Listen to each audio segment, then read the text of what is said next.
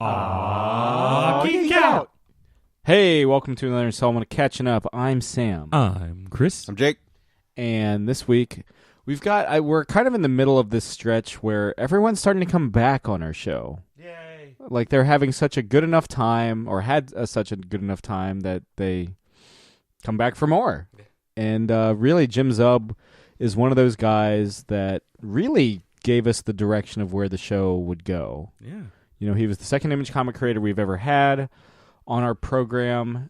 He's here talking his new book, Glitterbomb, and his co-creator, Djibril Morissette-Phan, is on the show as well. And that book comes out in comic book shops everywhere on Wednesday, March 1st. But yeah, it was really, Jim was on the show about a year and a half ago talking Wayward, and really kicked off the idea that this would become an interview program, certainly regularly. So thanks, Jim. And you know what? Let's talk to him right now. And joining us this week, we have Jim Zub. He currently writes Wayward for Image Comics. He's also here talking his new Image Comics series, Glitterbomb. He also currently writes the Thunderbolts over for Marvel. And he's written Skull Kickers, Dungeons and Dragons. Samurai Jack, which is coming back in animated form. But yeah, so Jim, thanks for coming on the show. It's an absolute pleasure. Thanks for having me. So Glitterbomb is a little more horrific than, say, other stuff we've seen you do. Yeah. A little more visceral, a little more gory. It's great. It's fantastic. But what was it thank you. What was it that you wanted to kind of, what inspired you to write that kind of story? First of all, I wanted to sort of push myself and do something I hadn't done before in comics. I have never done a horror story. I've never done something quite so serious. And so that was part of it, I think, was an experiment of, can I do this? Can I, really pull this off? People kind of know me for action comedy or, kind of stuff that's got a sarcastic bent, but not necessarily a dark bent. And so it was kind of, part of it was that. And the other part was sort of building off of just some weird kind of thoughts I had about failure and about sort of our own expectations. Like, in our own lives, we're all the main character and we think that we're going to be important and successful. But, mathematically speaking, like, we're not all going to be celebrities. We're not all going to be special. And so there was sort of this kind of, like anxiety building up in me about my career or about, things happening around me, and this idea of, well, what if I'm a minor character? What if I'm a tragic figure? What if I don't get to do the things I want to do? And that must be how the majority of people feel all the time, And so I kind of built some of these, I sort of wrote down some ideas around that and started building on it, and then looking for a good platform or a good sort of setting in Hollywood, with those extremes in terms of fame or failure, and the types of egos and the worldwide kind of celebrity obsession, that we're constantly going through. It felt like just a really good place to kind of explore those ideas. What made Djibril, he's been working in comics, for a couple of years, but he's still a relative kind of newcomer to the industry. What made him the right artist for the book? Well, we actually met at Montreal Comic-Con, and as soon as I saw his stuff, I was blown away by the quality of it. I was blown away by how, strong his storytelling is, especially at his age. But, he really does draw like a veteran, and he's got a real subtlety to his storytelling and an emotional quality to the characters and the faces in particular. And so I pitched him a couple different ideas, but it's sort of in the back of my mind, I really hoped that Glitterbomb was the one that he would attach to, and I was right. So, I sent him a bunch of different sort of outlines, and that was the one that he really glommed onto. And as soon as he started doing character sketches and we started fleshing it out, I knew he was the perfect fit. He just has such a wonderful, visceral quality to his storytelling, and the darkness is there, but it's not overly exaggerated. It's very much grounded in reality, which I think gives the Hollywood stuff a bit of extra bite. Well, when we were talking to him, he said some of the most fun he had drawing the series so far was drawing the quieter moments. All the family stuff, all the more emotional, dramatic moments. Obviously he knocks it out of the park with the horror elements. I was kind of getting like shades of The Thing or shades of just these weird tentacle things. Really. But yeah, he was saying that was something that was really big on, and I was kind of wondering, without giving the game away, that you really end on a big moment with Glitter Bombs. Right. So where do you go from there? Well, that was the thing, is that when we, first put it together, there's always that sense of, okay, if this doesn't work, or if it, we need to have an exit strategy. And so the first, 4 issues is its own kind of story, and it's a mini series, and it wraps up in a way that is, mysterious, but still there's a satisfying kind of finish. But I knew that if it went well, and if people responded well to it, that we could tell more stories, that we could move forward with sort of the aftermath in that sense. So without giving too much away, right? So Kaden, she's the babysitter who's looking after Farrah's kid Marty, and she at the very end there, you see she's sort of been pulled into this kind of weird tragedy kind of fame, where people want to know what she knows, or know, how she got involved with all of this. And so she's been pulled into the news, and she's been pulled into sort of the public sphere. So she gets kind of known, but not necessarily the way she hoped or expected. And that's going to lead her down, a path into kind of Hollywood, and exploring fame from someone who's coming into it for the first time, let alone, someone so young, and kind of someone with a lot of expectations on how it should work versus how it's going to work. You know what I mean? Mm-hmm. Well, I feel like Farrah kind of gets that too, right? Farrah kind of had the taste of fame with the not quite Star Trek series, Spacefarers, or that's right, Spacefarers. And you've got, of course, Caden's the entire time. She's like, hey, maybe hook me up with your agent, who maybe not the greatest. I mean, you guys really hit the ground running now that I'm thinking about it with that agent, because that's like page 1. Yeah, that's like page 3. We've got this crazy payoff. It's funny because those first 3 pages were what I pitched to Image. That's what I showed to Eric Stevenson at Image, and he pretty much agreed on the spot that he would do the book. So. And that was our first preview, and it really had this visceral reaction. People dug right in on it. So, yeah, it's a really powerful opening, and I feel like it gave us a nice push of momentum right from the start to get people on board and excited about the potential. Now, both you and Djibril have that animation background. How did that make the collaborative process?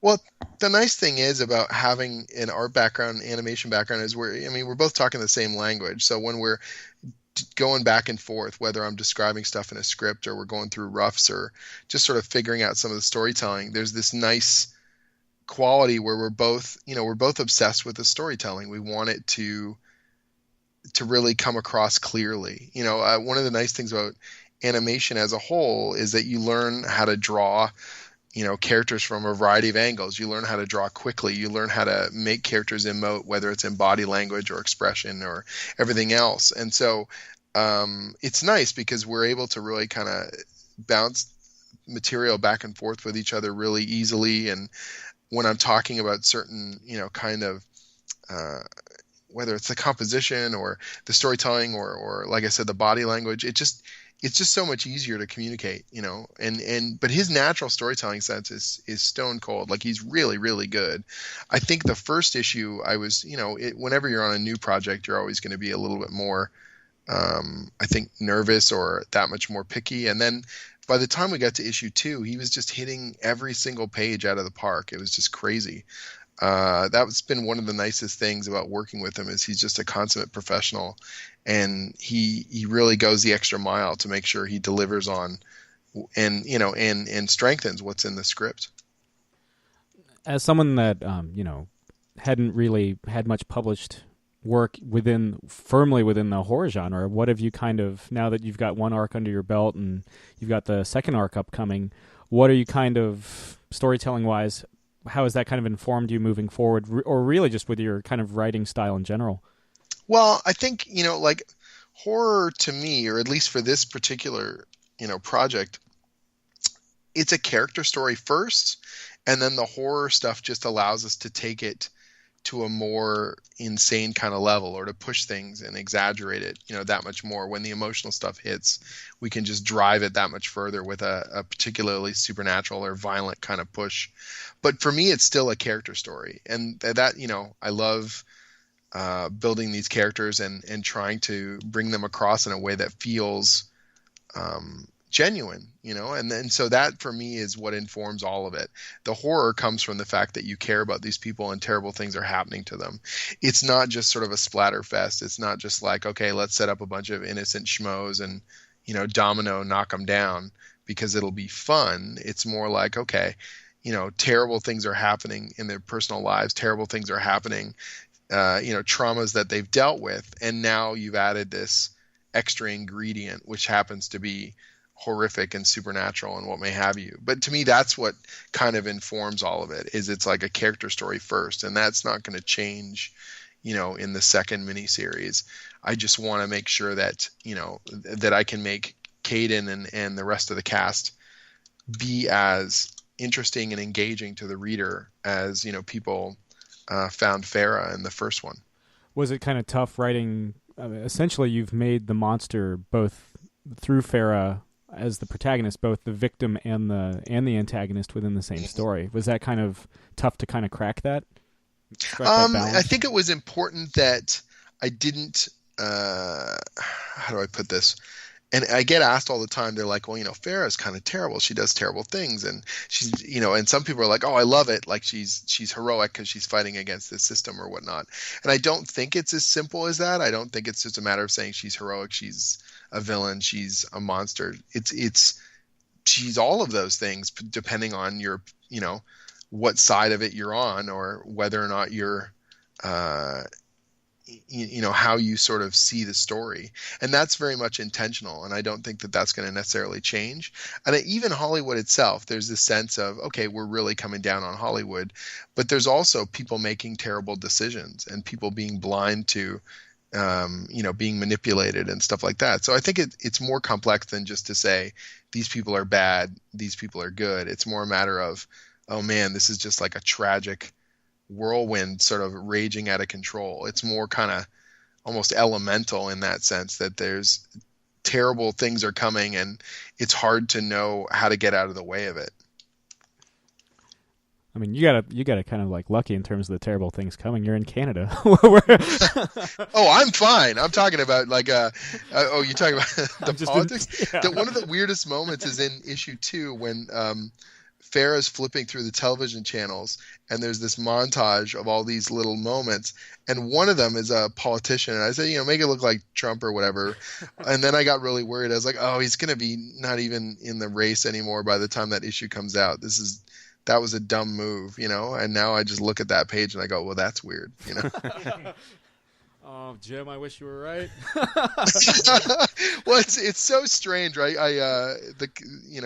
Being up here in Canada, every time I call any of the clients I work with or any of my editors or my friends in the States, like the first 20 minutes is just them unloading their frustrations and rage about what's going on in the US right now. And I just sort of hang back and listen. And then after about 20 minutes of just like pure, like just filling a venom bucket, then we can have whatever conversation we'd originally planned. I mean, comic book Twitter, the Twitter sphere for comic book professionals right now is basically like that all the time. It's crazy. It's wild to me because it's like right after the election, my Twitter traffic, like not my followers or anything, but just the amount of tweets that I was seeing probably dropped by like half. And then it slowly crept back, but it was all political. And now it's just this weird thing where, I don't want to constantly dig in on that stuff. It's really hard, obviously, to avoid it. And I don't want to sound like I don't care. But equally, I feel weird. I post like a promotional tweet about my book or something, and it's like a weird rarity. And I swear some people are just like favoriting it because they're like, oh, it's something not political. Hey, look at this. It's like just this weird feeling. It's like the amount of tweets that are all capital letters now has gone up like 500%. I get it. Like, it's friggin' terrible. And Yeah. Don't get me wrong, just because I'm in Canada doesn't mean that we're like totally immune to the stuff that's going to be happening. We're trying really hard to, and it's not so simple as just to say, oh, we're all okay here. We've got our own problems too. And obviously when America gets mucked up, that plays havoc with our economy as well. So, yeah, just trying to keep it all keep it all rolling forward. Yeah, I mean, I read We Stand on Guard, man. That's right. So to kind of change gears, first off politics and back to comic books. So Comic. yeah, It's just bad. Wayward, the third volume, I mean, ends on a huge note. You've got, I mean, Rory's dad's in the picture now. They're kind of whisked off to the Emerald Isle. You know, the war with the yokai is now no longer like this clandestine thing. It's this huge, like, now like everybody, I feel like in Japan knows that there's this huge mystical war going on.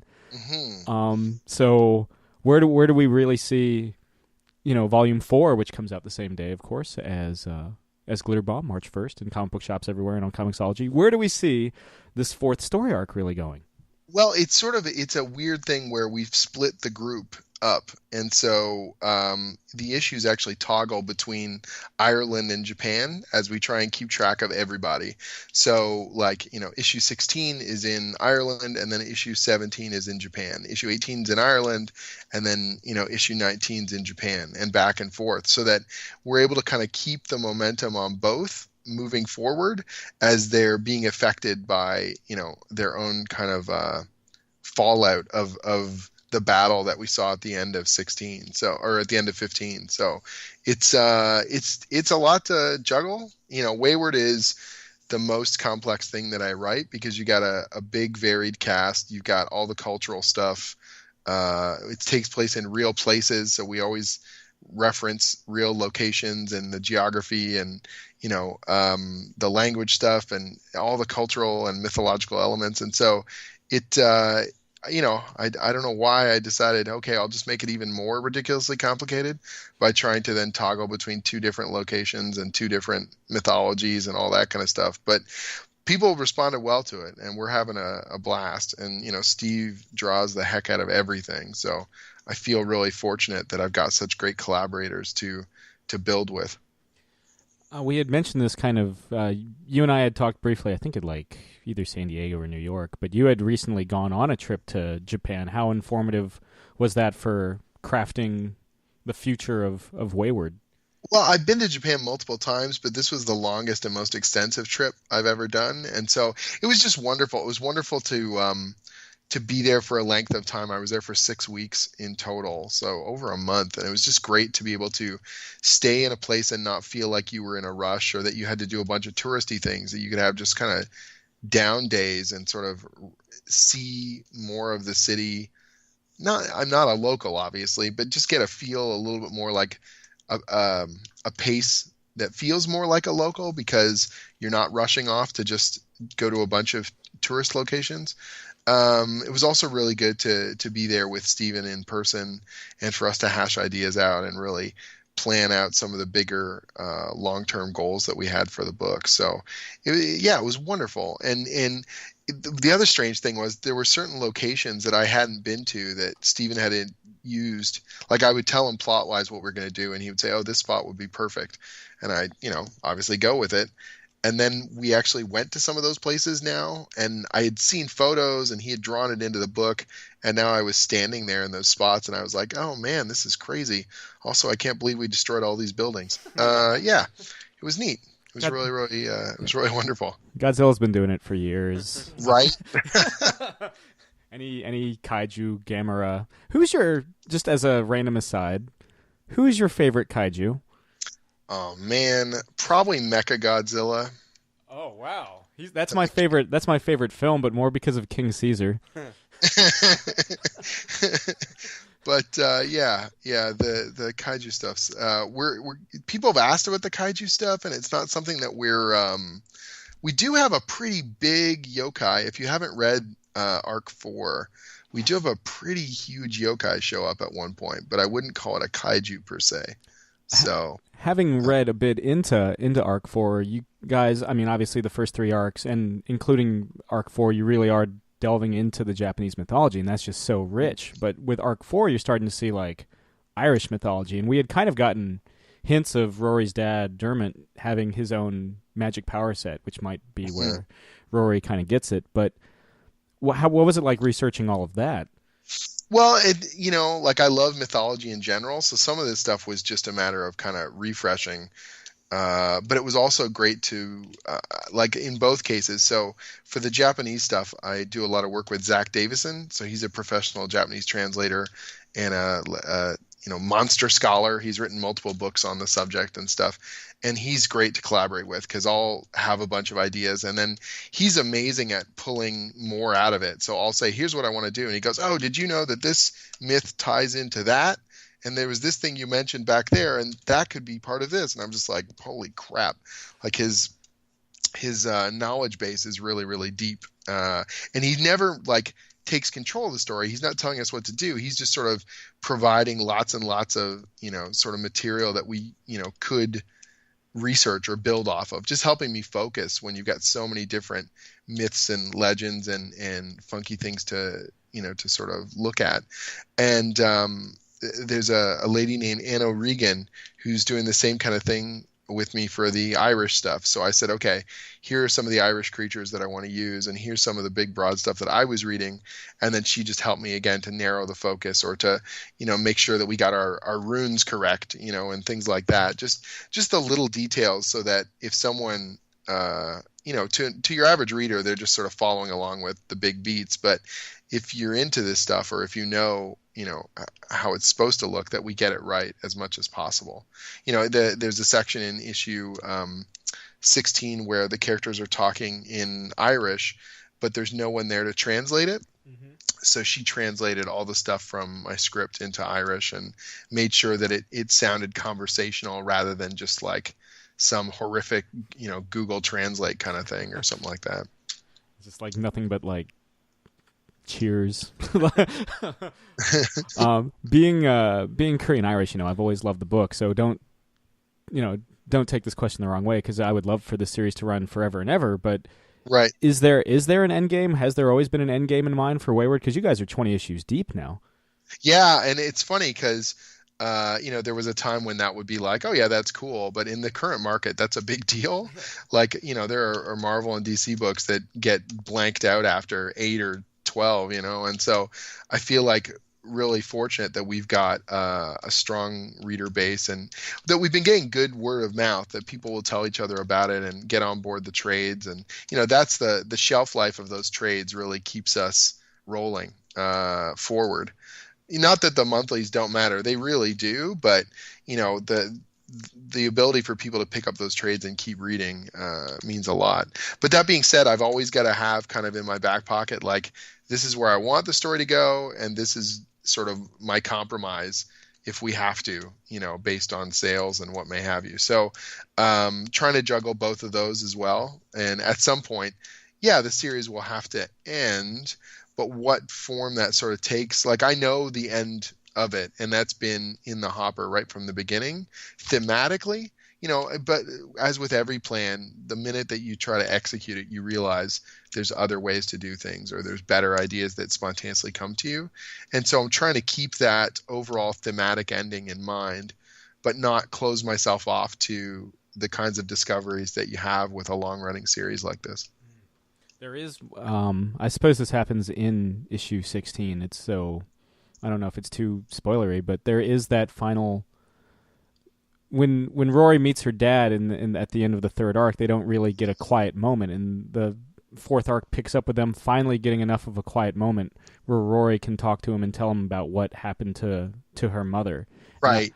And I thought that for me is, to date, the most emotional moment in the entire series. I just thought that was a really kind of a tragically sweet moment. And thanks. And it was one of those things where a couple, some readers had said to us, they're like, she doesn't seem that upset about her mother dying. And you're like, man, every moment has just been, this intense thing for them. And let alone the fact that she was, possessed by the dirt spiders and all that sort of stuff. So it was that weird thing where exactly what you said, like, it didn't seem like they had a free moment, like there was just no appropriate spot.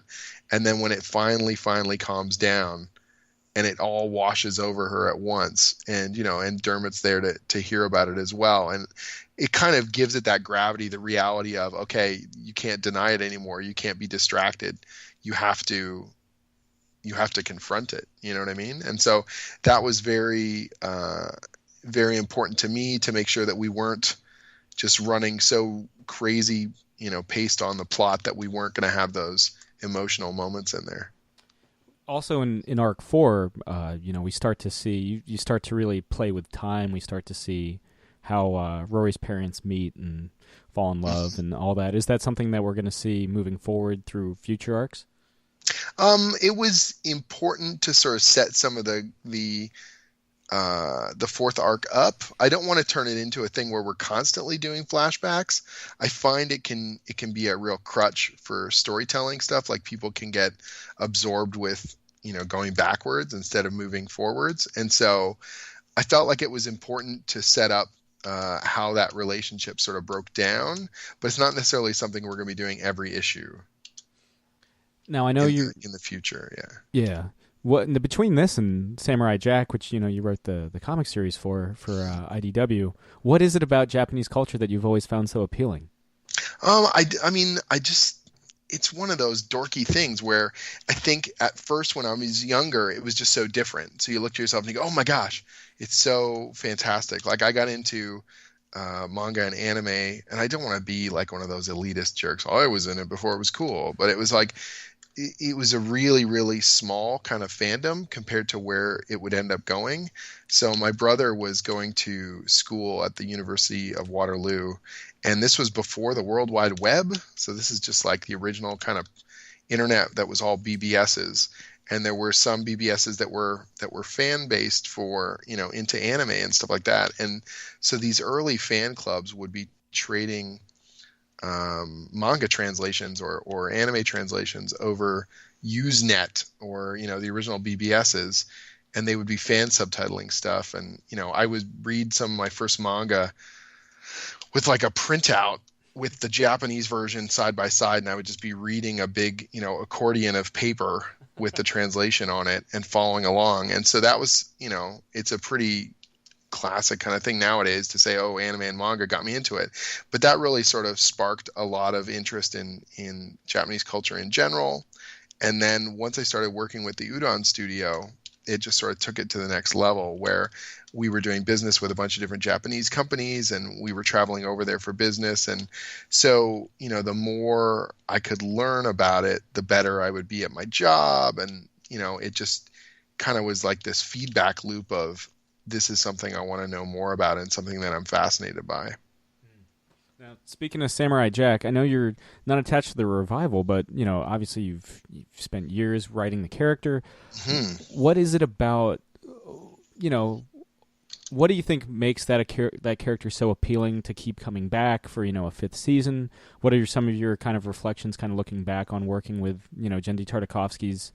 Honestly, I might put Jack over Dexter's Lab, as much as it literally just hurt me to say that because I really like Dexter's Lab. But sure.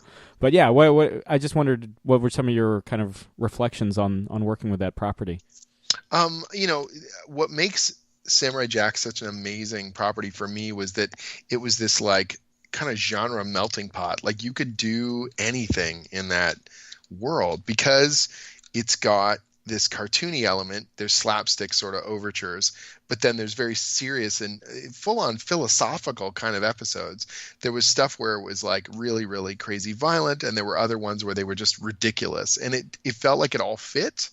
So you could really indulge kind of all these different approaches, and from issue to issue and from story to story, you could really kind of channel all kinds of different influences, whether those are, and all of them had a pulpy kind of flair. And so it just felt like it could contain everything. Like I could put, a completely ridiculous, exaggerated character that's just chewing up the scenery in there, and it didn't feel like it was too much. But then you could do something really subtle. You could do something really, like I said, sort of philosophical or cerebral, and it also felt like it could easily contain it. There's a real classic, wandering warrior quality to the storytelling, but it also feels ultimately contemporary. And, you watch it, and except for the fact that it's not an HD or widescreen, but in terms of the actual storytelling, it feels very contemporary. It doesn't feel dated. It doesn't feel hokey or of its time, you know what I mean? It really does have this iconic approach, and so that was, I think really empowered me when I was looking at it, and when I went and rewatched the series after I was brought on board to do the comic. I just realized that the best thing that we could do was to make all sorts of cool new stories, like not to just retread what had been done before, because that show did it different every time. They almost never, except for like the Scotsman and of course Aku, but like the villains were almost always different. The threats were almost always different.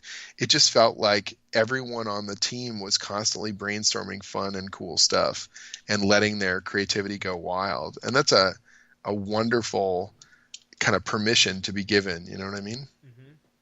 Oh, I mean, and I always thought that they always wore their influences on their sleeves at that point. Like there was the 300 episode, there was the, kind of the Lone Wolf and Cub episode, which is absolutely just perfect for. And you could argue the entire thing was kind of like Ronin or Akira.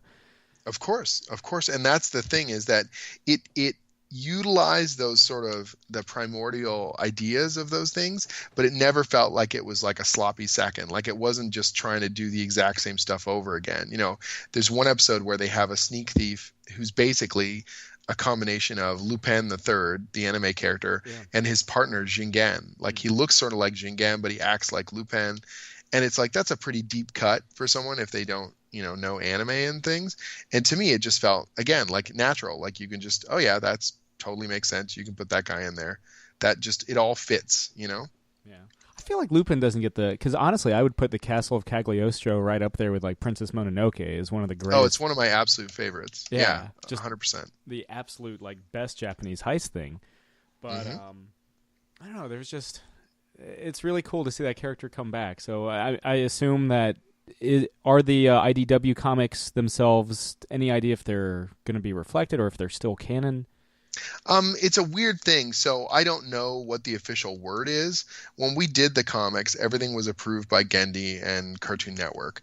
And that's all I've been told, officially. And so I have no idea what the, from what I know, and I've talked to some people, on the production team and whatnot, it sounds like what we did in the comics still holds because I don't know if you've seen the trailer. They just released a new trailer for the new season. It takes place 50 years after the end of season 4, and so Jack has been questing for quite a while and has sort of fallen into despair.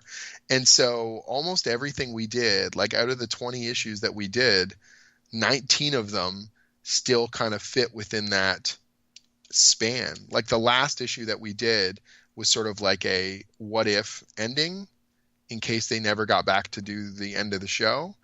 And we even say right in the comic that it may not be the real end, but it's, a possible ending.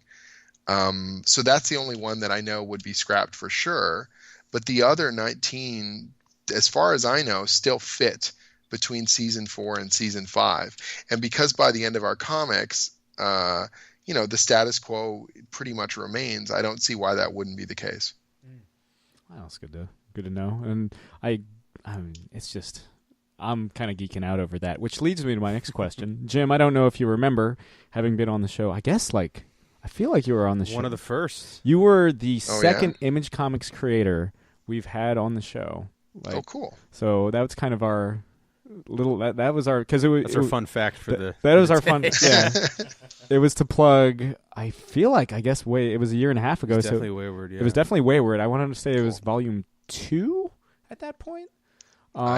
It all blurs together for me too. That's the other people. It's so weird when I got a bunch of projects on the go, and so by the time I've got one out the door and it's in the rearview mirror, I'm just focused on the next thing. Yeah. And so sometimes even release dates, particularly the work for hire stuff, like when I'm doing the Marvel books and whatever, I don't always know which week the new issue's coming out, or because to me I'm focused on whatever's 3, 4, 5 months ahead. Yeah.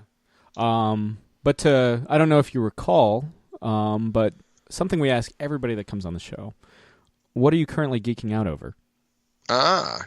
So I'm geeking out over Overwatch, actually. So I've been playing Overwatch on my PC. It's a nice little palate cleanser for me. So I'll do work in the evening, and then I'll jump on for a few matches, and it's like a little adrenaline burst and something I can just focus on. I can play with my friends, or I can just nerd out with random people online and play a few matches, and it just sort of like clears the air, and then I dive back into work stuff. Kind of like the reward. Like if I write if I script out 3 pages, I can do Right. one Overwatch match. Yeah, it is that weird sort of thing where you do kind of give yourself these little bite-sized rewards in a sense, and I find that it's nice to have. I mean, it's a team-based game. I don't know if you've played it, and so the nice thing is about it is, if you get a good group of people, the way the different characters sort of combo off each other and the different things you can do, it seems like the permutations they feel unbelievably deep, and so you can have stupid matches, you can have great ones, and just the way that they all interact, it's a good time. I'm having a real blast with it, and it's a nice way for me to sort of get the adrenaline pumping for a bit and not think about all the other stuff I got to do. I do have to ask, as somebody that's written Street Fighter for Udon, did you get the chance to check out Street Fighter V? I have played it a little bit, but I haven't played that much. So some of the people that I used to play Street Fighter with really steadily, they're not. They moved away, so I don't have my regular crew of people to beat the crap out of and/or beat the crap out of me, and so that ends up obviously curbing. I don't tend with the fighting game stuff. I really like being in the room with someone as we play. I don't find the online kind of matches as visceral. Just my own personal preference. So I have played it a bit, but I didn't go into it as deep as I have other Street Fighters. Well, I was talking to David Brothers about that, I think right around the time it had come out. And it was, for me, the thing about it was there was no single player, which some people, it was just straight up online. And I'm Right. one of those guys that actually wants to know why they're kicking the crap out of Bison this time around. What is the deep plot? Well, that was one of those weird things where the people really dug the Udon comics because it gave just broader context to a bunch of the story material. And you can, we can spend a heck of a lot more time having these characters talk and grow, and the emotional stuff that a 30-second cinema scene isn't really going to cut. Yeah, why is Vega always pissed off? Why? He's the greatest. Well, I remember he was trending on Twitter or Facebook once, I think, for some... actual Vega, or just something that has the word Vega? Well, no. Yeah, real life Vega. Yes, actual real life Street Fighter Vega. He was running a rampage in Spain somewhere. If memory serves. Yeah, no, and I was like, Vega. But yeah. My Street Fighter lore is strong. Yeah. If I remember, you had written, a Buki? Yeah, I wrote the Ibuki miniseries, and I wrote the Kami miniseries that came out last year, actually. So, along with some short stories and things like that. So, I also was the editor on Street Fighter Tribute and Udon's Art of Capcom. So, got deep into the lore there. What is it about? I mean, I presume you're more Street Fighter than, say, Mortal Kombat, but why do you think these... Yes. Hands yes. down. Yeah. That's the nicest way of putting it. Yes, that is correct. What do you think it is about Capcom, or, Mega Man turns, which this is going to kind of hurt me to say it too, but Mega Man, turns 30 this year, Street Fighter turned 20, or Street Fighter 2 turned 25 last year. What do you think it is about these properties that really just kind of endure? I think, Capcom's character design, particularly in that classic era, was so strong, and that they knew visually how to really create unique and interesting characters, memorable designs. Street Fighter is so multi-layered, right? So each character has got their own play style, each character has got their own look. And they've also got their nationality. And so there's all these different reasons for people to glom onto a particular character. I think, kind of coming full circle, I think it's one of the reasons why Overwatch is doing so well, is that you've got these, great characters, great gameplay. If the game doesn't play well, it doesn't matter how good the characters are designed. But great gameplay, but then people can get attached to all these, the visuals, the nationality, the personality, and so they find reasons to want to stick around and to master these characters and to dig deeper into the lore and to all those different things, and that's good character design, good, particularly video game design, where you want people to put more depth or want more depth than you're even giving them over the course of the game. because they attach themselves so much to the creation. Now, to take us even fuller circle. Fullier circle. Yeah. Fullest circle. To circlify completely. When can we possibly expect a return of Glitterbomb and a 21st issue of Wayward? Well, we've got it looks like Wayward's going to be back in June. So issue 21 will be coming out in June, and then Glitterbomb doesn't come out again until the fall. So Djibril, is doing all sorts of awesome stuff at Marvel. He's actually back in school. He's taking philosophy and going to try and be smarter than the rest of us. And so we don't want to rush out the next arc, and I want to make sure that he's got the opportunity to do the Marvel work he's been offered and to really take advantage of the platform that Glitterbomb has given him to get his work out to a wider audience. But we're both committed to it. We're both co-owners on it, and we're stoked to build the second arc. I just want to make sure that, we're doing it at a pace that's going to make the best quality book. And so we looked at it and said, okay, we're going to try something different. Every fall, we're going to release 4 issues, and then every spring we'll release the trade. We're going to do this twice, see if the audience has ran away or not, but hopefully not. And really, continue this story, but in this very kind of methodical and carefully put together way. Would you do it as more of a mini-series format? Like, would it be like... Yeah, okay. That's exactly what it is. So sort of like that series Luther Strode that came out. So it was like a series of mini-series. Mm-hmm. And so we're taking the same kind of approach with Glitterbomb. So Glitterbomb, I guess Glitterbomb 2, if you want to call it that. The working title right now is The Fame Game, and it will be coming out in September. Yeah. Kind of, I guess Phonogram is another example. They just, mm-hmm. they've got the trilogy format there too. But yeah. Yeah, I feel like it's a neat way of working, and it allows you to tell a complete story, but one that, also kind of builds off of what's come previously. Now, Jim, before we sign out, is there anything else you want to plug? Upcoming stuff with Thunderbolts. I know Bucky's got a new arm, if I remember correctly. Yeah. So it's actually the 20th anniversary of Thunderbolts.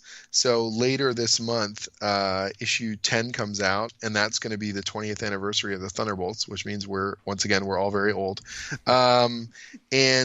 And so I got to write that anniversary issue, and Kurt Busiek and Mark Bagley, the original creators of the Thunderbolts, came back and did a short story that's in the issue that ties into everything we're doing. Baron Zemo is back and causing a lot of havoc for the Thunderbolts, and it's just a really fun and exciting series to be working on. Like, obviously grew up on superhero stuff and loved contributing to the Marvel Universe, and so having that. Also working on Dungeons and Dragons for IDW, Glitterbomb and Wayward. I'm staying out of trouble. Are you still teaching at the same time too? I am still teaching. Oh my god!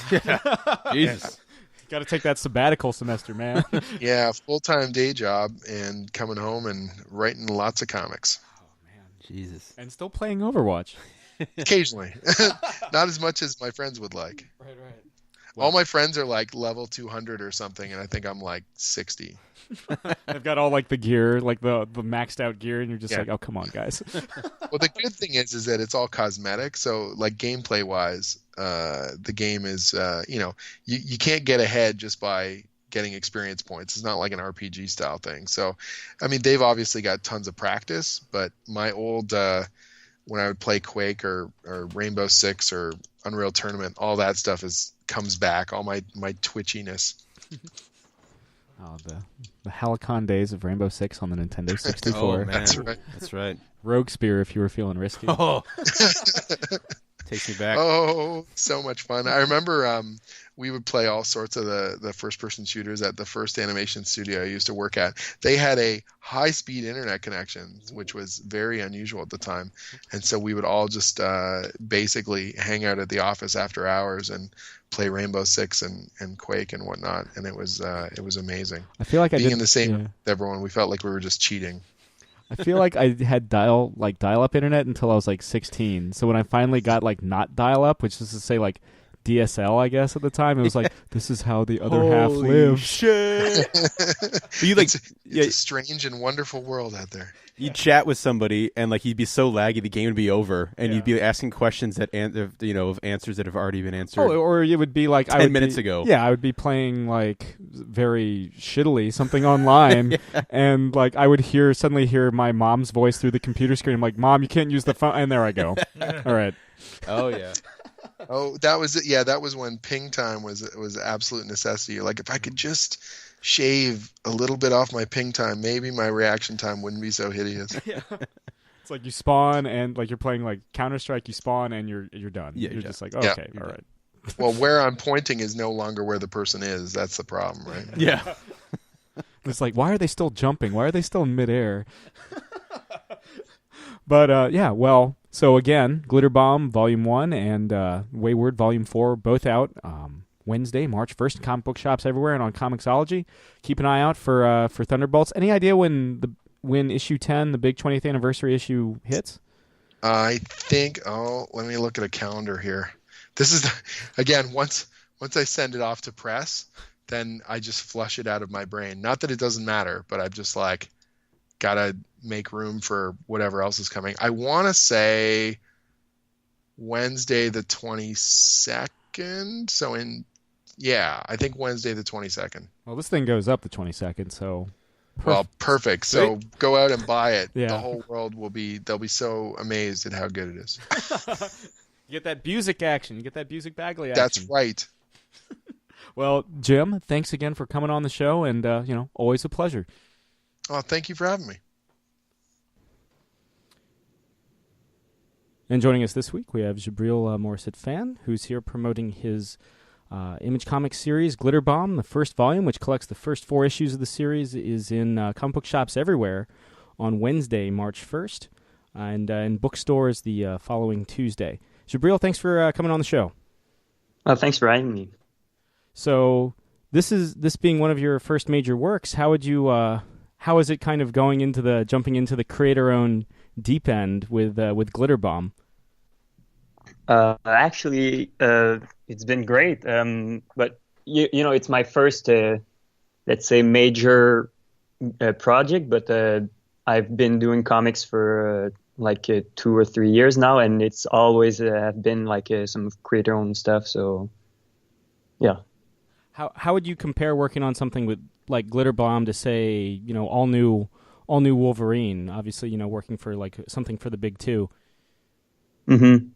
It's pretty different actually, and as I said, I've done only creator-owned before Glitterbomb, and then after Glitterbomb, I had my first gigs at Marvel and everything. So I had already a lot of a couple of years of experience behind me, and it really helped me because the deadlines and how it works at Marvel, it's pretty different and pretty fast-paced, I do have to say, for someone who's been working in the industry for several years, especially looking at Glitterbomb, you would never know. It's got the look kind of a seasoned pro. Especially given the fact that you're covering both like this family drama, but also just these scenes of like just gory, grotesque like horror. You're able to juxtapose that very well.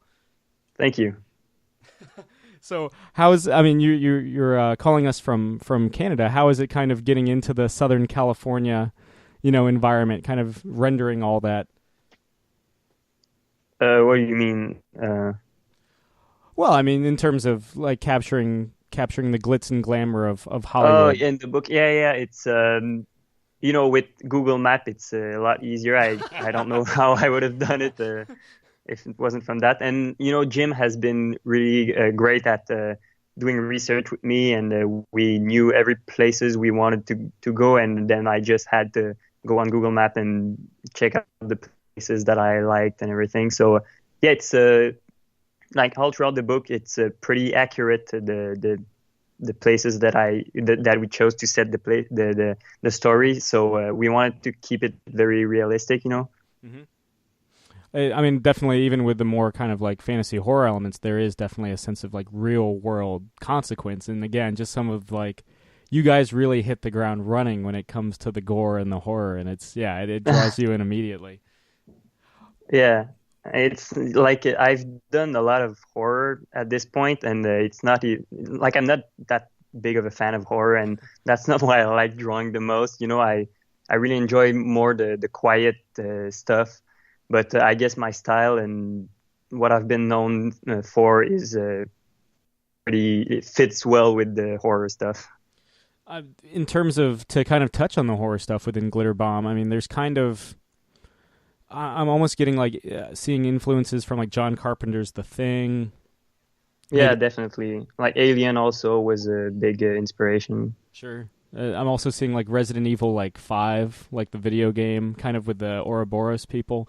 How much leeway did Jim give you in kind of developing the look of the horror elements of the monsters of Glitterbomb? Yeah, well, how it worked is Jim had already had like an idea for the story, but not really for the visual. And he just sent me a bunch of different, like plants and insects and just some ideas, very different. And I just started sketching, and like after like a couple of hours of just trying stuff, going back and forth with Jim, and we finally found something that was kind of, unique in its own kind of way, but also like familiar a bit, and that would make it even scarier, I think. Like the whole insect aspect of it was everybody is kind of scared of spiders and stuff like that, and that felt like something to follow. Yeah. Yeah. I mean, I'm a lifelong arachnophobe here, so yeah, I totally understand that. There's always those scenes where we just see her like go to town on like on her victims, and it's always, that for me is the thing that creeps me out the most about Glitterbomb. Mm-hmm. Like, she's already like knocked their heads off, and she's like, well, I'm just gonna like eat you too, and it's just like, oh god, Yeah. So what is it? I mean, you mentioned that you're kind of associated with horror, but you tend to enjoy, you're more drawn to drawing kind of like the quieter, more slice of life moments. Yeah. Definitely. Like I know like my style is pretty gritty, and I use like ink and everything, so it really fits well with the horror. But when I draw for myself, I just love drawing, like just characters talking, and like the acting of the characters is really the thing that I enjoy the most. And Glitterbomb was great for that because, the horror aspect and the violent aspect of it is really in the background, and the main thing is to be like to relate to the characters and everything. So that was a great project for me to like move from the horror to the more the character acting, everything. Sure. I'm just kind of trying to capture that real emotion and real heart behind everyone. Yeah. What would you, I mean, I'm sure you've gotten this question, during this press cycle like 100 times, but how did Glitterbomb kind of like, how did Jim, you had mentioned Jim had everything kind of written out. How did Jim kind of, draw you into the wide world of Glitterbomb? Actually, I don't think he had the whole thing written out. We met in 2014 or 15, I don't remember, in Montreal Comic Con. I'm from Montreal, so it was the local show for me. And he saw my portfolio and really liked it, and asked me if I wanted to work on something with him. And then I said yes. And then he sent me a couple of different pitches, and Glitterbomb was one of them.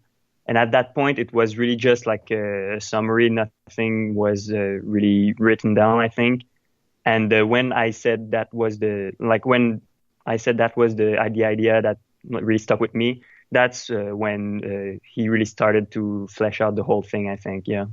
And I jumped in with the visual aspect of it really early in the process. What was it about Glitterbomb out of all of Jim's pitches that kind of attracted you to the project? Probably I remember it was actually, there was a lot of horror stuff, and that was the thing that felt the least horror, or like the horror of it was not about like too much about the monster or everything. Like everything around it felt really more like attractive to me. The whole Hollywood thing, and then the character of Pharaoh really stuck with me. So yeah. What can we expect? I mean, without giving the game away, things escalate pretty hardcore in this first arc. So where do you now that this arc's over, where does Glitterbomb go from here when it comes back? All I know is that we're gonna focus on Keaton, the babysitter character, but I have seen nothing. I don't even know if Jim has started writing it yet, but that's all I know for now. Fair enough. Yeah, we're probably gonna start. I'm supposed to start working on it this summer, I think. So we still have plenty of time. What do you have between now and then starting it? In the next couple months. Well, I'm actually in school right now, so that takes a good amount of time. Sure. And also I'm working on a Marvel project that was not announced yet, so I cannot really talk about it. But so yeah, I have the Marvel thing, and then on the side I work on a personal project as well, a personal graphic novel project. So yeah, I'm pretty busy. Sounds like it.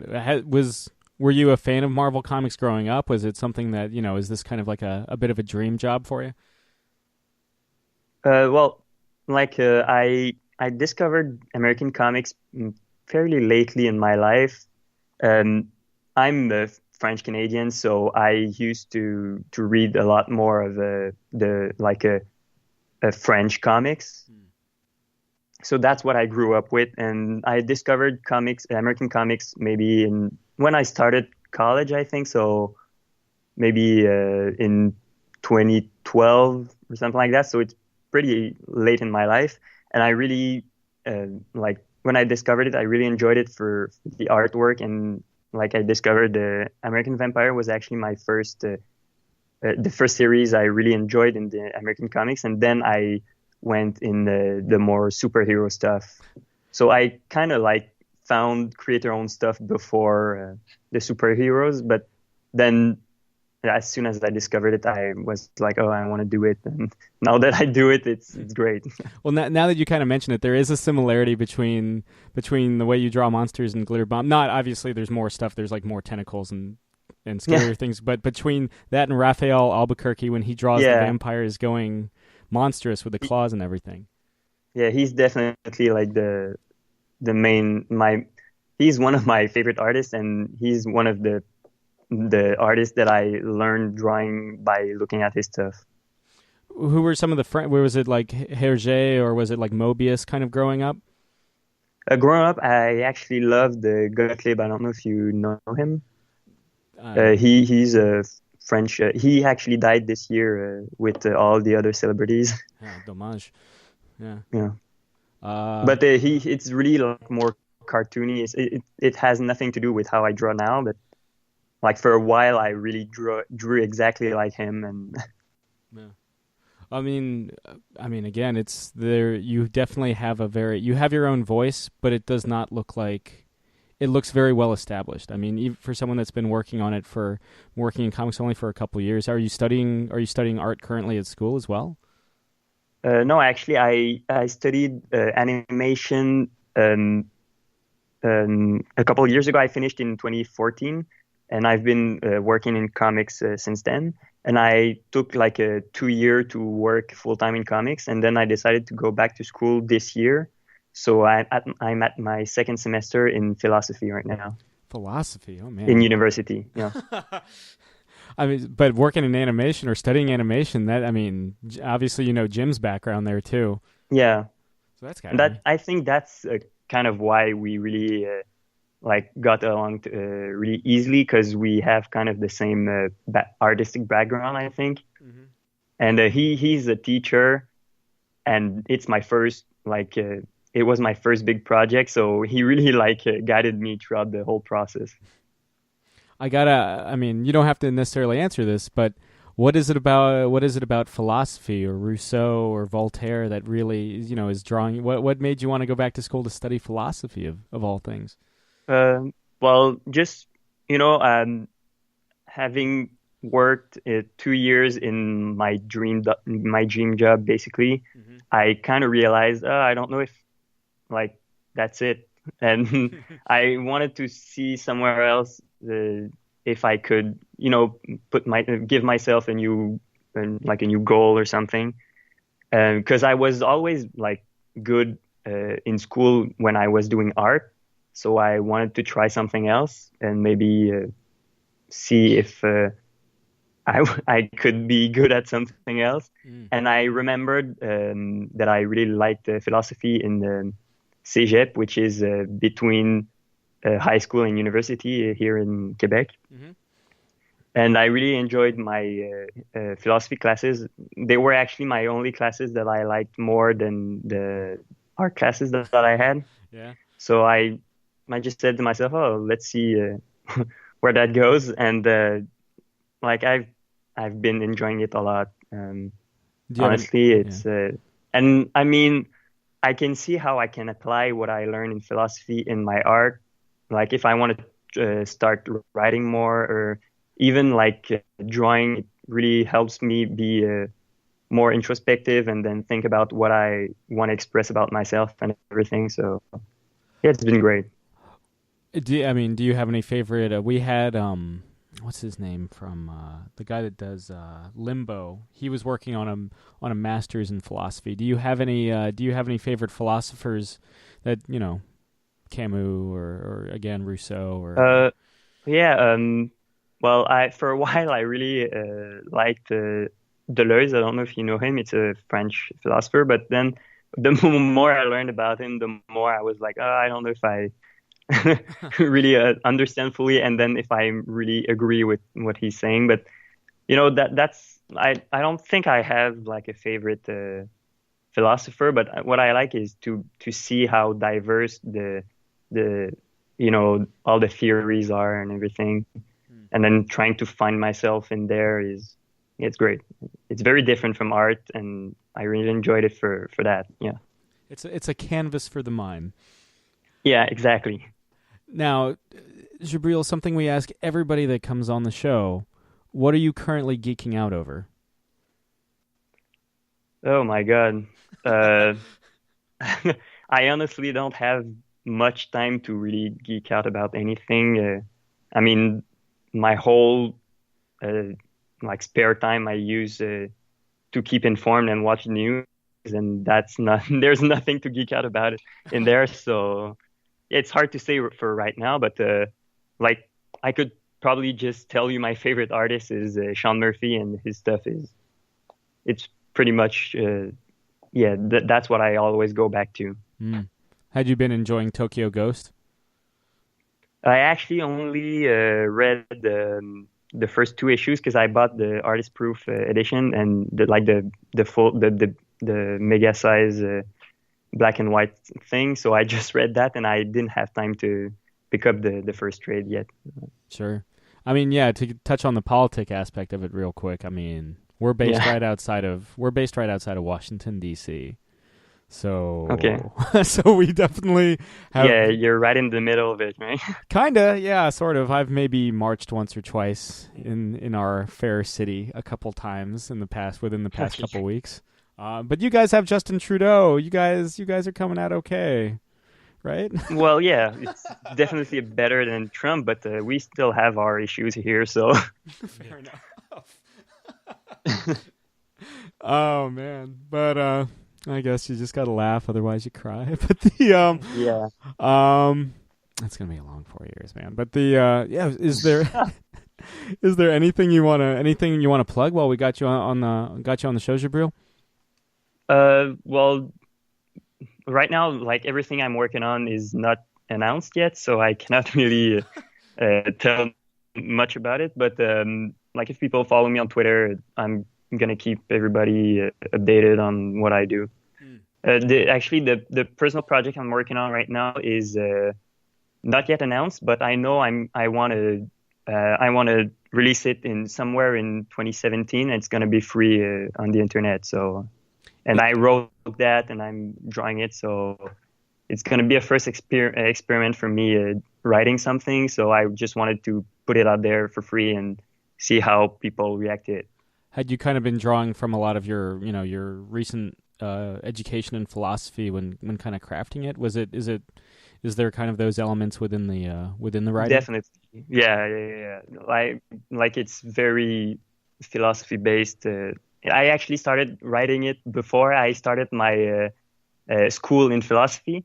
So now that I read it, I see how uninformed I was at the time. But at the same time, I feel like at this point, I just want to put it out there and see how people react. What big takeaways have you? Obviously, again, you've been working in comics for several years now. But what are the big takeaways? Because lately, we've had, for example, a couple weeks ago, we had Gail Bertrand, another French straight up French artist that just did a land called Tarot with Image, that graphic novel. What is it about? And he said it was just so hard to do both. Like, he had just been an artist up until then too. What was that kind of, you had to discover a new set of creative muscles when doing the writing? Definitely. Actually, the biggest takeaway, I think, is now I have so much more respect for the writers that I work with, because I realized that, when you draw, you express yourself, but only to a certain level. And when people judge your work, when you draw, it's just they just like judge you basically on the skill set. But when people judge you on your writing, they're basically judging you on your personality and thoughts and everything. So it's much deeper exposure to you feel a lot more naked when you write than when you draw, and that really I wasn't expecting it, and it really helped me understand and have much more respect for the art, Jim and the other writers that I work with. With working with this, you mentioned that you like capturing the quieter moments, the emotion, the emotional heart of these characters. When writing your own stuff, do you kind of? Writing, as you said, is very personal, very much a self kind of exposure, self-examination. How has that kind of reinforced that you really do kind of focusing on those emotional moments, even something as personal as writing? Yeah, definitely. And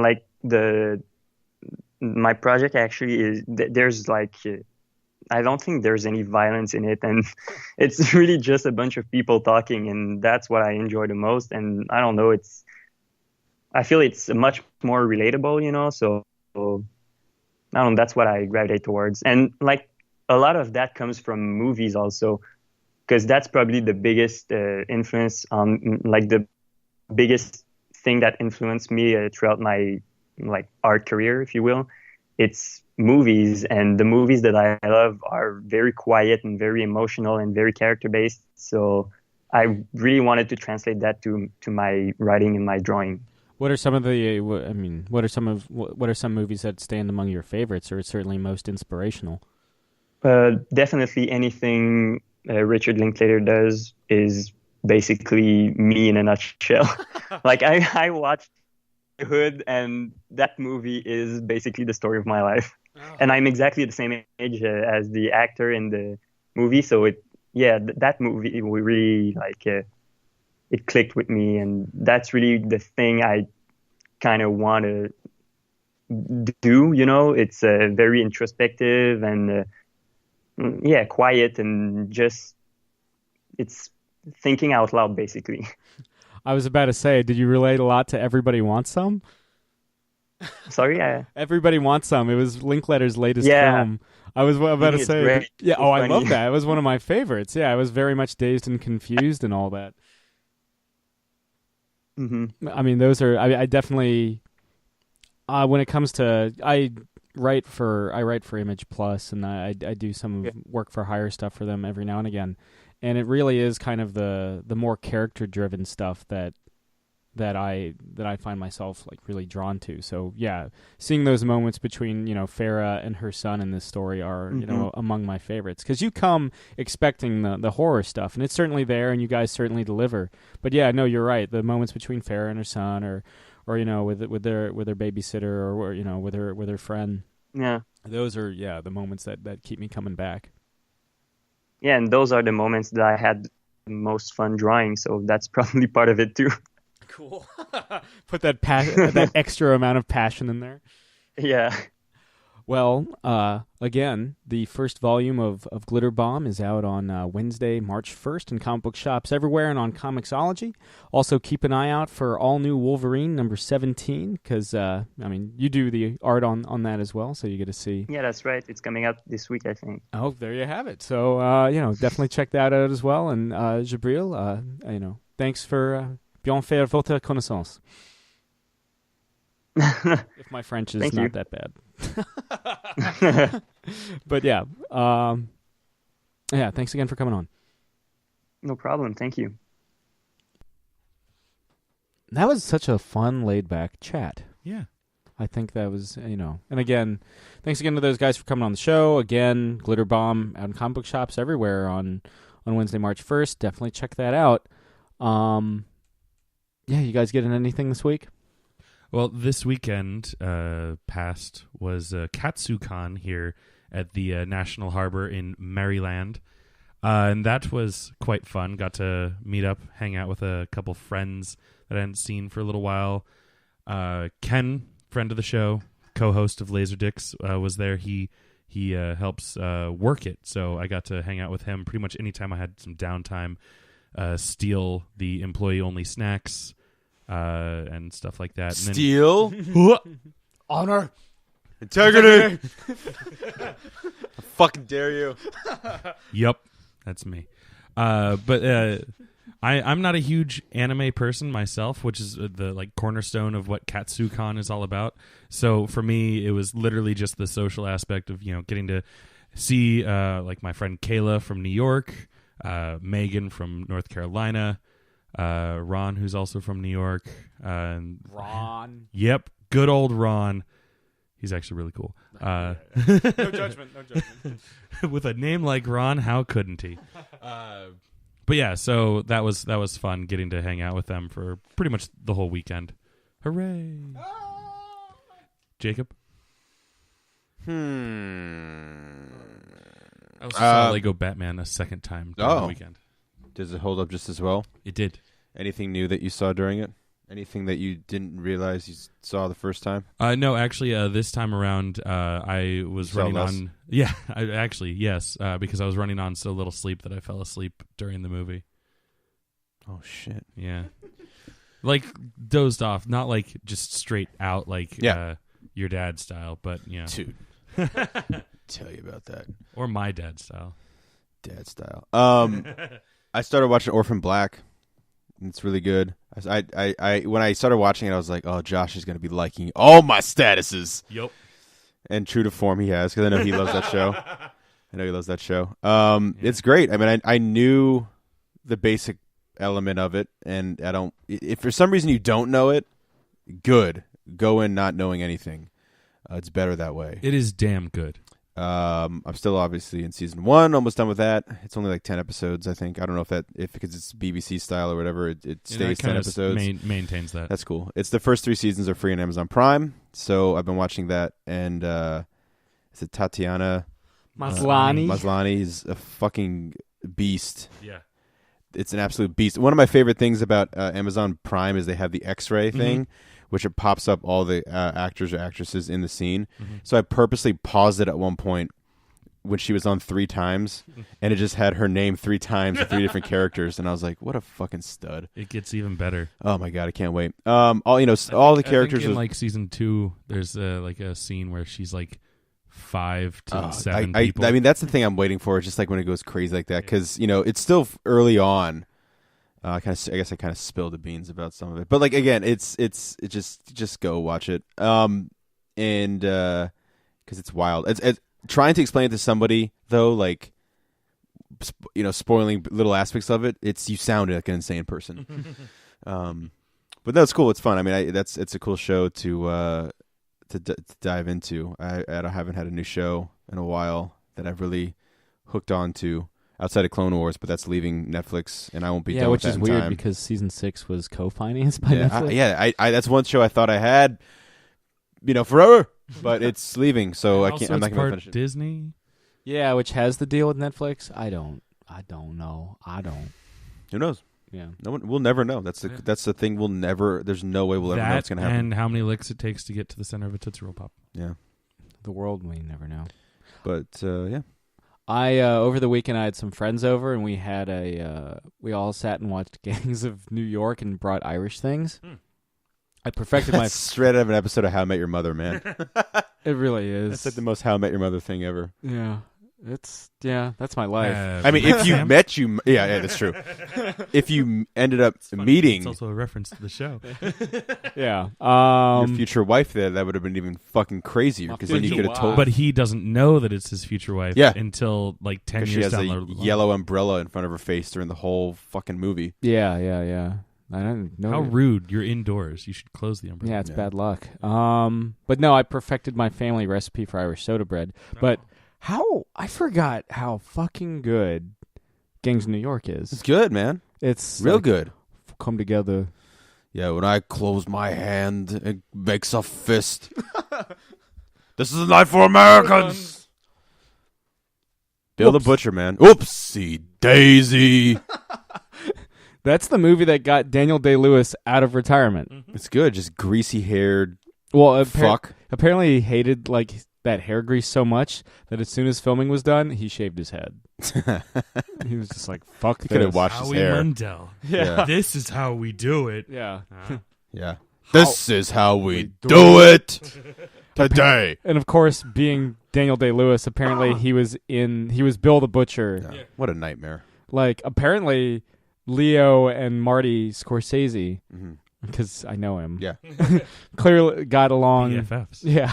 Got along like they legitimately enjoyed the company of Daniel Day-Lewis as Bill the Butcher. They actually hate him as Daniel Day-Lewis. Yeah. This is like a soft-spoken man. Yeah. It's like with a Northern Irish accent. But in that fucking movie, though, he's great. It's one of his best performances, and he doesn't win an Oscar for it. He wins an Oscar for almost every other thing he's been in, but not for Bill the Butcher. Yo, Leo. One of my favorite Gilmore Girls jokes, I think it's Gilmore Girls, where they're talking about how long it took that movie to be made, and Meryl Streep was the original choice. Yeah, for Jenny. And Kirk doesn't understand that they're talking about that it was going to take decades, not that this was the original, the choice. He's like, I couldn't see Meryl Streep and Leonardo DiCaprio dating. That wouldn't make sense. Like, Kirk, you dumb fuck. Oh, man. I think they may get together and watch, Gilmore Girls, I think they get together and watch. There's something with Gangs of New York that comes up.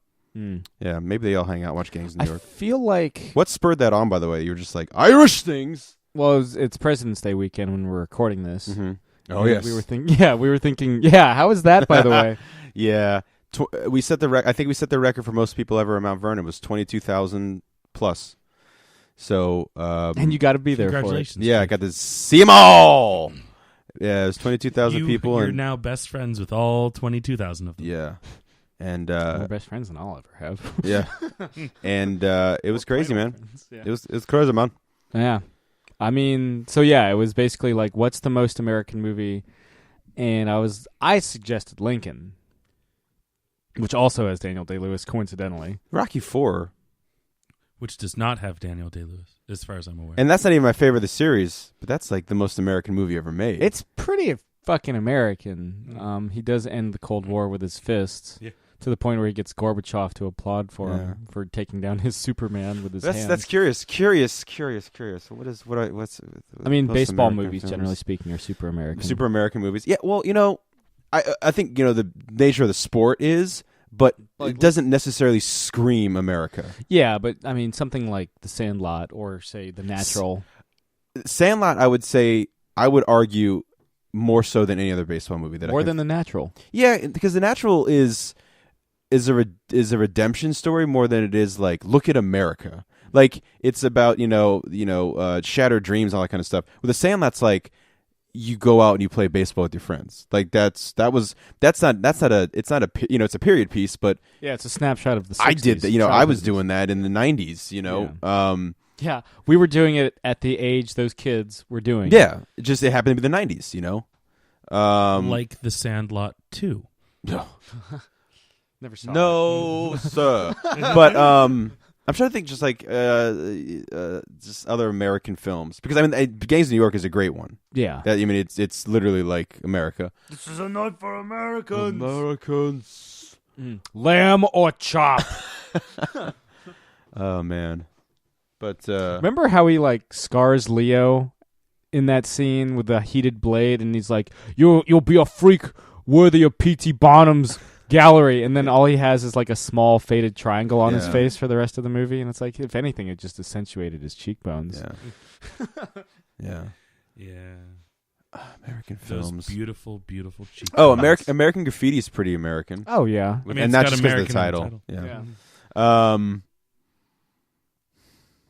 Would you? What is it that is it because I think something like The Sandlot is. What does it say about America at that time? Yeah, is that what makes a movie very American for you? Is pointing out a period of America, or is it the foundation of America, or is it just it captures like you're saying, like baseball being an American thing? Well, it's kind of like, okay, all right. I have been on a Norman Rockwell kick today.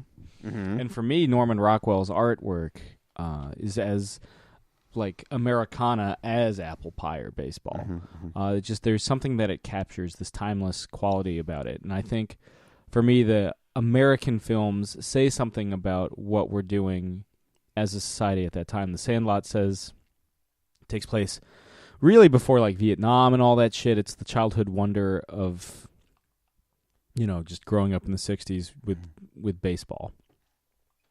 For me, The Natural kind of captures the spirit of the Roaring. I mean, not as much as, say, like The Great Gatsby, but there is like the Roaring 20s aspect to The Natural.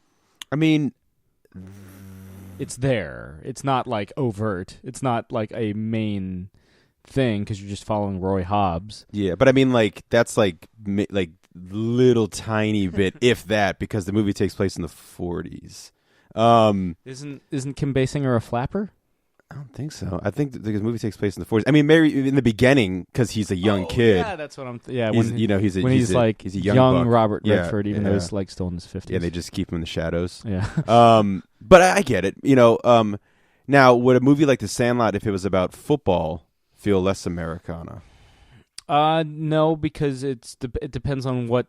You're focusing on what it says about the country. Mm-hmm. It's kind of like your argument that Field of Dreams isn't necessarily a baseball movie. Mm-hmm. I feel like, what do you think? Do you think Any Given Sunday says anything about American culture en masse? No, it says more about athletes. I don't think it really almost says, more the entertainment industry. Yeah. I don't think it says much about America, but football is very much an American thing. Just like I think something like a Western captures. My favorite Western, Once Upon a Time in the West, captures the arrival of civilization to the lawless frontier. Mm-hmm. It's really about the death of the era of the gunfighter. Would you call the first Superman movie a very American movie? Because the whole second act, you could argue, is a living Norman Rockwell painting, and it's the idea of, you come to America and you. Yeah, I guess you work you be a good person and you go to school. But what does it say about America at that time? Is it just the immigrant experience? Well, I think the immigrant experience, but also the idea of the coming of age experience. The coming of age, but also if we're gonna do the post-Vietnam thing, like trying to be the best you can be. I mean, that's what Superman's. In a way. First Blood is a great American film. It kind of like what is life after because great Vietnam. Doesn't have to necessarily mean it's born on the 4th of July. Well, Born on the 4th of July. I mean, that is a vicious, but it is again, shedding that light and looking into. So I'm just curious about I think at the end of the day, we seem to be on that wavelength of it. Wavelength of it being, if you can snapshot that moment, like that that thing. Yeah. Does it always have to be a period piece for you? That's what I'm trying to figure out. Like Apollo, I think Apollo 13. Yeah, every movie's kind of becomes a period piece. You know what I mean? Yeah. But I think also something, if you can tap into it, because we happen to be American, you know what I mean? Like, The Sandlot is one of those reasons why it can. Yeah. And that's a movie that we weren't alive in the 60s, but we get it. Yeah. Or, for me, one of the most American movies of all time, I should have suggested this. One of the most American movies of all time is Forrest Gump. Yeah, that might be it, you fuck. That's like American, that's Don McLean's American Pie. Yeah. Made flesh shorter. Made celluloid. Yeah, made celluloid. Yes, exactly. Yeah, I think perfectly, because that taps into so much shit. Yeah, it's says so much about America. Yeah. Do you think Jenny represents America's innocence, or represents America? Not the innocence, because the death of she goes fucking hard. No, I mean Forrest Gump, I think, represents America's innocence. Because he's just there as the good whole golly gee, Why don't you love me, Johnny? Yeah, I drink a lot of Dr. Peppers, now I got to take a piss. Yeah. I believe this man's got to take a pee. I got shot in the buttocks. Here's one of the most here's something super super American was I talked about it last episode and finished it, was the People vs. O.J. Simpson. Oh. That shit taps into the American dream. An era of, we all remember that. Yeah. My sister's watching it. She wasn't alive when that was going on. I remember she sent me a text like, not that she doesn't think it happened, but she's like, how much liberty did it take? Because she's watching going, no, there's no way. And she didn't want to finish it because she was so pissed. Welcome to adulthood. But yeah, welcome to the adulthood O.J. Simpson trial. But I'm just angry all the time. Yeah. Yeah, I mean, there are certain... Yeah, I think those are... Gettysburg. Not one of us. Not all of us. Oh, we always fucking comment on one of the most heartbreaking scenes in the movie. Oh, the death God. of General Armistead? Yeah. I just think of the Iced Earth song. Oh, yeah, because he has the Gettysburg album. Yeah. Yeah. Well, The Glorious Burden. The last track is 30 minutes, and it's day 1, 2, and 3. Yeah. July Gettysburg. 1st, 2nd, and 3rd, 1864? 3. Yeah. Okay. There you have it. Not a history major, but I do enjoy it. I don't know. That's so funny to me. Yeah. I'm trying to think of other. I mean, those are really Forrest Gump's pretty damn good, man. Forrest Gump kind of touches on all of it. I think you hit the nail. Forrest Gump touches on the music, the sports, the war. Culture, the war, Cold War as well. Yeah. Watergate. It's like if you made a movie out of It's the End of the World as We Know It by R.E.M. What do you like better? It's the End of the World as We Know It or The Fire or American Pie? Fire. Billy Joel? Yep. We didn't start the fire. I was like, what the fuck are you talking about? Yeah. Fire. I was thinking of the Bruce Springsteen song. I was thinking Jimi Hendrix. Goodness gracious, great balls of fire. There's a performance of, I think it's Fire, when Springsteen keeps toying with the audience where he stands up. He's like, no. He sits down and he stands up again. Try to get into it. All the girls are going, woo! And he goes, nah, I can't. He sits down. Romeo, Juliet. But no, we didn't start the fire. That's your favorite, the Billy Joel. Billy Joel over Don McLean and R.E.M. and this might be unpopular, but you never liked American Pie. No, I didn't like it, but I mean, did it have to be that long? 8 minutes to say what it was saying. It basically covers an entire decade. Yeah, I guess, but 59 through 69, because it starts with the day the music died. Billy Joel does decades in 3 minutes. Yeah. And it's more mostly fun. centered on one note. Yeah, to be fair, he's like, it's the worst melody he ever did. But We Just Start the Fire's great. And also I just like Billy Joel. Sure. Yeah. 80s Joel too. 80s Joel off Stormfront. Yeah. Damn good. I had that on cassette. If you get the cassette of that right now, I guarantee you it's the beginning of We Didn't Start the Fire because I set it up for future Jake. Always did that shit. Yeah. I think the big thing about American Pie, I mean, yeah, it starts the day the music died, and it ends at the Rolling Stones concert at Altamont, and it basically is the end of innocence for rock and roll, and you could argue for the country as a whole. But what I like about it is there is so much, like, he changes metaphors mid-verse. Like, it's just... The funny thing about that is, if you ask anybody what that song's about, most people, like, if they, not everybody, but most people will be like, the day music died. Because nobody fucking listens to it or finishes it. Like, they don't get to that. They hear the first verse and they're like, cool. Oh, yeah, Buddy Holly. Weezer! I haven't, to be fair, I haven't listened to that song in a long time. Hey, does anybody want to go to Kerfuffle this year? I saw the Weezer going to be there. Yep. So's But who else is going to be there? Because you have to like watch all of it, listen to all of it. Jimmy Eat World, Kings of Leon, Fits in the Tantrums. When's Weezer playing? Second to last. Ah, shit. No, I got too many other shows to do, man. Okay. Too many other shows. It's the year metal. Yeah. God, we got Iron Maiden in June. Maiden with Ghost and hopefully Metallica. Yeah, in Baltimore, right? Yeah. Yes. Fair enough. Well, I realized I started nodding my head, and I was like, this is an audio podcast. Right. It's like, you're part of the show, too. Even if you don't have any more American movies. Yeah. When you started saying that, I was like, I don't know. Something directed by Michael Bay because it has a lot of American flags. It says something Pearl Harbor. It says something about our culture. I'll say that. Yeah. Yeah. So you guys got anything else to add? Well, Jimmy Stewart. No. Mr. Smith Goes to Washington. Mr. Smith Goes to Washington. Yeah. I actually that one did come to mind. Sergeant York. But the episode of The Simpsons where Mel Gibson remakes Mr. Smith Goes to Washington and he impales a guy with the American flag.